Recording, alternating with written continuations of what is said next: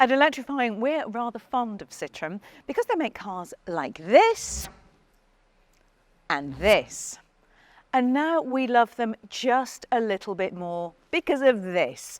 A £21,000 car with around 200 miles of range. Hallelujah, it's what we've been waiting for, right?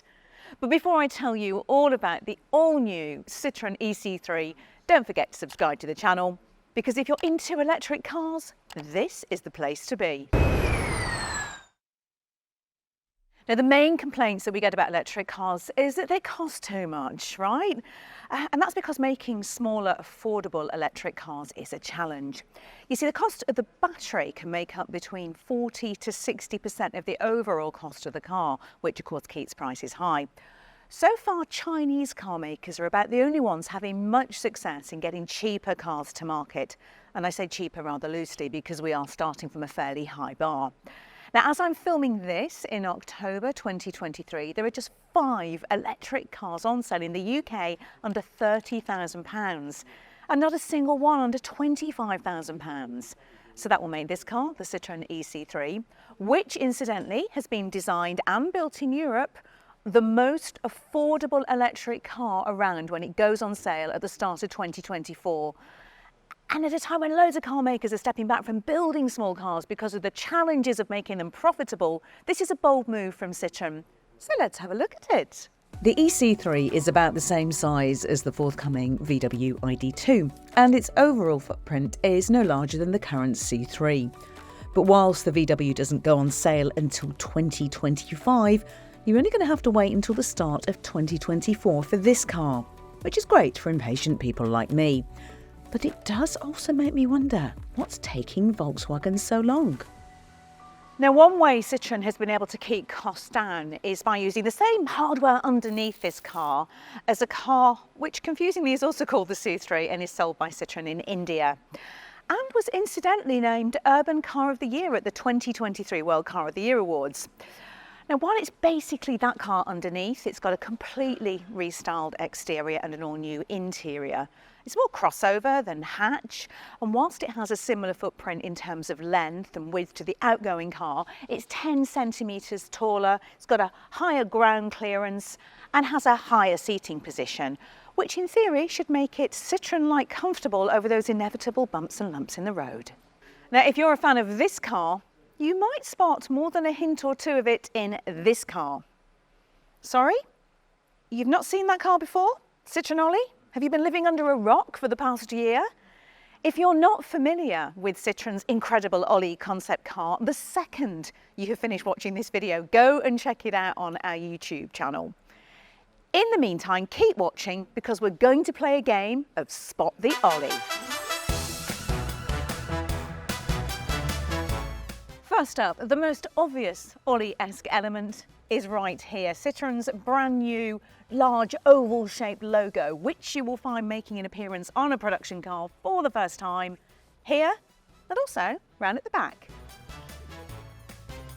Next up, chevrons. And yes, I know chevrons are a Citroen thing and not an Ollie thing, but I think we saw them really played up for the first time in the Ollie. It supersized them, and you've got them here on the ë-C3. I just love this.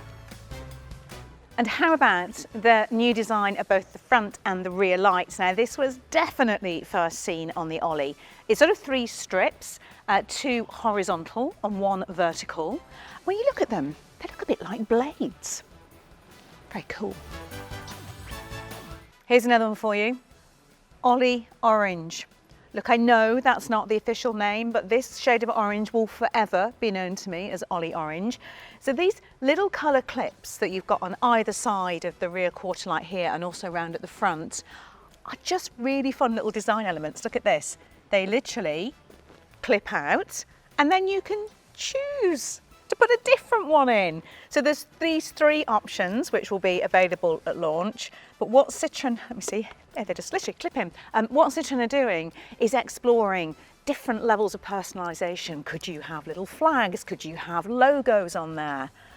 There's absolutely no point to it other than it's just a really nice little touch, and it just makes the whole package of this car seem quite fun and interesting. Now I admit it's not quite as flat as the bonnet on the Ollie, and I'm certainly not going to stand on it, but I do think the flat bonnet and the flat front give it more than a hint of Ollie. You're going to have to come inside for this one. Look, I know it's not very Ollie-like in here, especially not the seats, as comfy as they are. But what is straight from the Ollie is this brilliant little head-up display that runs the whole of the length of the dash and means that all of those important things that you want when you're driving are right there in front of you in the driver's eye line. I really like the fact there's no clusters there. And with that final element, a game of Spot the Ollie is complete. Do let me know in the comments below if I've missed any, because I'm bound to have missed a few.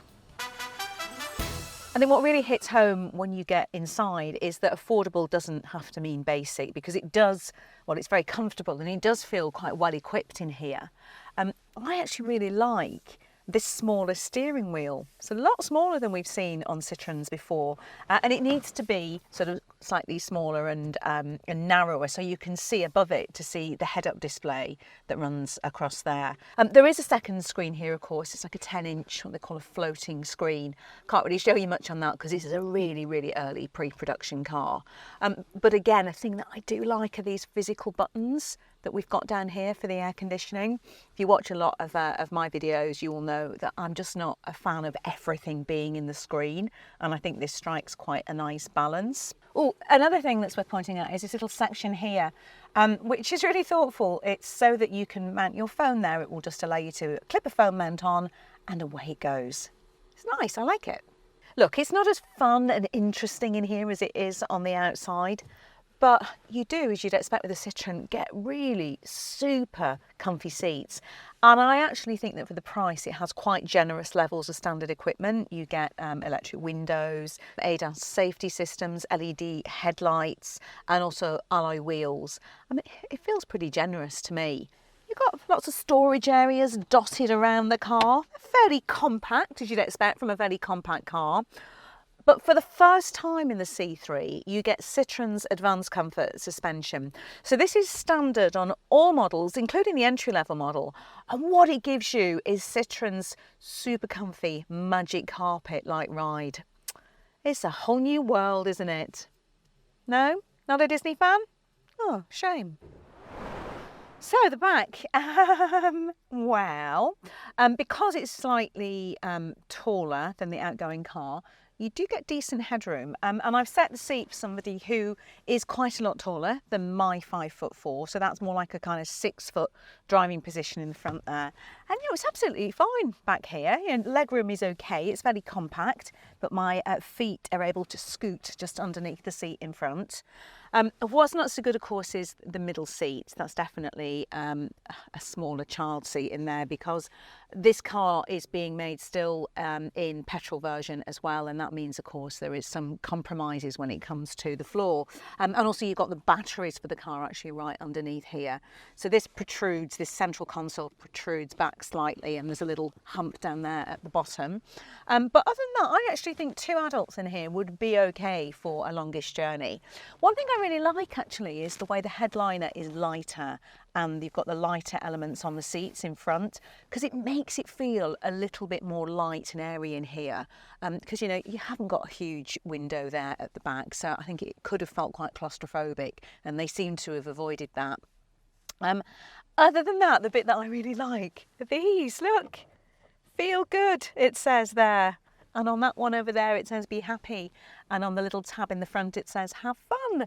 And I think that this is something that Citroen are going to play around with, so you can have different personalised messages as well.